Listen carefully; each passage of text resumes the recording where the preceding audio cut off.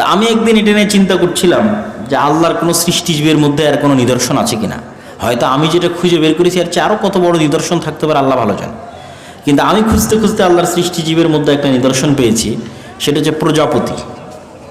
আল্লাহর সৃষ্টিজীবের মধ্যে প্রজাপতি তৈরির প্রক্রিয়া, প্রজাপতির সৃষ্টির প্রক্রিয়া যদি কেউ দেখে থাকেন তাহলে তিনি খুব ভালোভাবে জানেন। না হলে আজকের বক্তব্য শোনার পর দেখবেন, ইউটিউবে সার্চ দিয়ে দেখতে পারেন, গ্রামে যদি বাস্তবে দেখার সুযোগ থাকে দেখবেন প্রজাপতি প্রথমে শুঁয়োপোকা থাকে। শুঁয়োপোকা থাকা অবস্থায় গাছের ডালে গাছের পাতায় পোকা হিসেবে ঘুরে বেড়ায় এবং বিভিন্ন প্রকারের পাতা খেয়ে বেড়ায় এবং এইভাবে 1-1.5 মাস 2 মাস সে জীবনযাপন করে পোকা হিসেবে। ঠিক পোকারা যেরকম জীবনযাপন করে সেরকম পোকা হিসেবে 1-1.5-2 মাস জীবনযাপন করার পর এই শুঁয়োপোকা নিজের চারিপাশে একটা আবরণ তৈরি করে ওই আবরণের মধ্যে মারা যায়, মৃত্যুবরণ করে। এবং ওই চারিপাশে তৈরি করা আবরণের মধ্যে যখন শুঁয়োপোকা মৃত্যুবরণ করে, এই মৃত্যু অবস্থায় 1.5 থেকে 2 মাস থাকে, 1 থেকে 1.5 মাস থাকে। তারপরে ওর মধ্যে পরিবর্তন চলতেই থাকে 1.5-2 মাস পর যখন ওই খোলসটা ভেঙে বের হয় তখন আকাশে একটা প্রজাপতি হিসেবে উড়াল দেয়। বলেন আল্লাহু আকবার। তো নেন, আল্লাহর সৃষ্টিজীবের মধ্যে এরকম কত হাজার হাজার নিদর্শন খুঁজে পাবেন যে আপনার বারজাখী জীবন কেমন হতে পারে। অসম্ভব না সম্ভব? অসম্ভব না সম্ভব? হ্যাঁ, পোকাকে যদি আল্লাহ এরকম 1.5-2 মাস মৃত রেখে আবার প্রজাপতি বানিয়ে আকাশে উড়াতে পারে, তা আপনি এখন মানুষ হিসেবে আছেন, এরকম 1000 বছর 1,00,000 বছর বারজাখী জীবনে রূহ হিসেবে থাকবেন। ওই জায়গায় এক একজনের জীবন ধারণের স্টাইল এক এক রকম। যারা শহীদ থাকবে তারা পাখি হিসেবে জান্নাতে উঠবে, যারা আরও উপর লেভেলের আত্মা থাকবে তারা আল্লাহর আরশের সাথে ঝুলন্ত অবস্থায় থাকবে, যারা নবী এবং রাসূল থাকবে তারা নিজ নিজ যে বারজাখী জীবন আছে সেই বারজাখী জীবনে বারজাখী জগতে অন্য আরদের চাইতে বেশি আপার লেভেলের হায়াত লাভ করবে। এটা আরও আপার লেভেলের হায়াত, যে হায়াত থাকলে মুসা আলাইহিস সালাম সালাত আদায় করতে পারে, যে হায়াত থাকলে মুসা আলাইহিস সালামের সাথে ইব্রাহিম আলাইহিস সালামের সাথে মুহাম্মদ সাল্লাল্লাহু আলাইহি ওয়াসাল্লাম আসমানে কথা বলতে পারে মেরাজের সফরে। তারা মৃত, দুনিয়া থেকে চলে গেছে, কিন্তু তাদের বারজাখী জীবনের মাত্রা, স্টাইল, ধরন ভিন্ন। আবার শহীদদের বারজাখী জীবনের মাত্রা, স্টাইল ভিন্ন। আবার আর সাধারণ মুমিন বান্দা আছে, তাদের স্টাইল, মাত্রা ভিন্ন হবে। তো আপনি ওই এক শুঁয়োপোকা আর এক প্রজাপতি নিয়ে যদি চিন্তা করেন তাহলে দেখবেন এগুলো কিছুই না আল্লাহ সুবহানাহু ওয়া তাআলার কাছে, অতি সহজ। সম্মানিত উপস্থিতি, আমরা আলোচনা করছিলাম ফেরেশতা, নূরের তৈরি।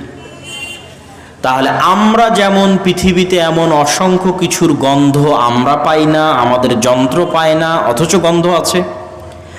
আমরা যেমন পৃথিবীতে এমন অসংখ্য কিছুর আওয়াজ পাই না, আমাদের যন্ত্র পায় না, অথচ এটার আওয়াজ আছে।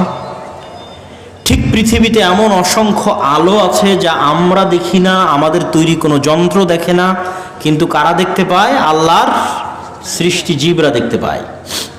সেই আলোর একটা আলো নূরের আলো, যা দিয়ে ফেরেশতা তৈরি। তাহলে ফেরেশতারা পৃথিবীতে আছে না নাই? বলেন, ফেরেশতারা এখন এখানে আছে না নাই? আছে। রাসূলুল্লাহ সাল্লাল্লাহু আলাইহি ওয়াসাল্লাম বলছেন, আল্লাহুম্মা জাআল ফি কলবি নূরা ওয়া ফি লিসানি নূরা ওয়া ফি সামঈ নূরা ওয়া ফি বাসারি নূরা।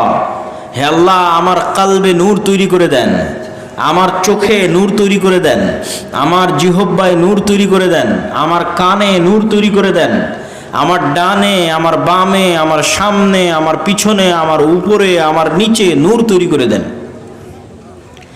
তো নূর কিছু না হলে তৈরি হবে কেমনে? নূর অবশ্যই কিছু যা মানুষের চোখে তৈরি হতে পারে। দেখে আল্লাহর নবী দোয়া করতেছে, আল্লাহ আমার চোখে নূর তৈরি করে দেন। নূর এমন অস্তিত্বশীল কিছু যা মানুষের জিহ্বায়, মানুষের কানে তৈরি হতে পারে। দেখে আল্লাহর নবী দোয়া করতেছে, আল্লাহ আমার কানে নূর তৈরি করে দেন। This is something what can be created. এমন একটা জিনিস যা তৈরি করা সম্ভব, যা বাড়ানো সম্ভব।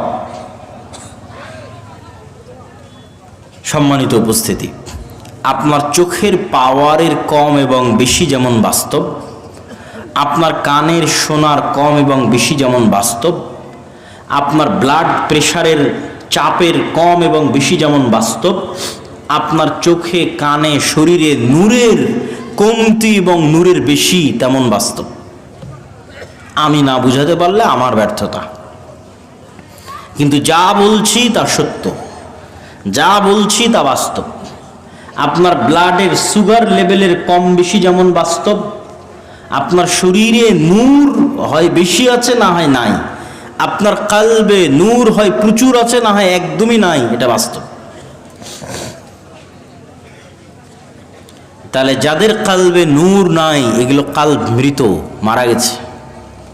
আপনারা যারা এখানে উপস্থিত হয়েছেন তাদের কালবে কিছু না কিছু নূর আছে দেখে এখানে উপস্থিত হয়েছেন।